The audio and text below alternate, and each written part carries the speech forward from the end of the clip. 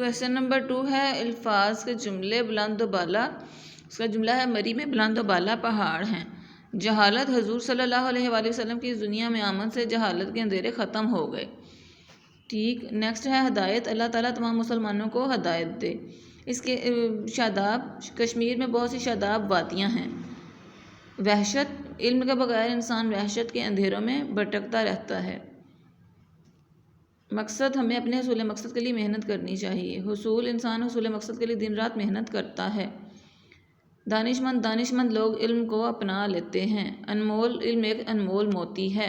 इसके अलावा भी अगर आपके जहन में इन लफ्ज़ों को देखते हुए कुछ और भी जुमले हैं तो आप वो भी बना सकते हैं, लेकिन काइंडली काम अपना आपने नीट और क्लीन करना है, जैसे क्लास में हाइडिंग्स दे के प्रॉपर काम आप लोगों का हो।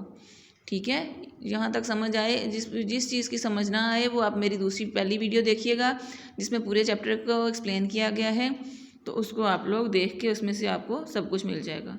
ठीक है, ओके, अल्लाह हाफिज़।